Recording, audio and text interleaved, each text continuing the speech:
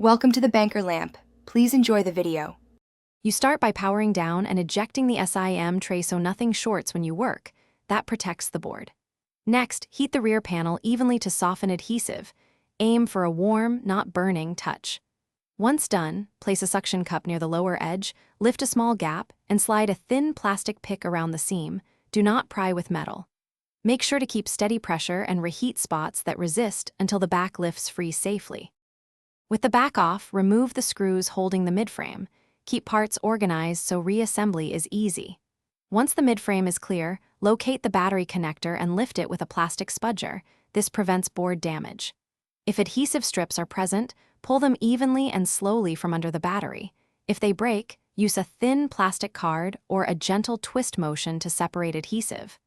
Make sure not to bend the battery if it resists. After removing the old battery, place the replacement into the bay and press the connector into its socket until it seats.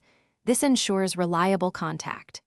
Reinstall the midframe, tighten screws to a snug feel, and clean mating surfaces before applying fresh adhesive to the back cover. Press evenly to avoid gaps. Power the phone and verify charging, touchscreen response, cameras, and sensors. If the phone fails to boot or shows swelling, disconnect power. Recheck connector seating and consider returning the battery. Swollen cells are dangerous. Thanks for watching. If this was helpful, leave a like and consider subscribing. See you next time.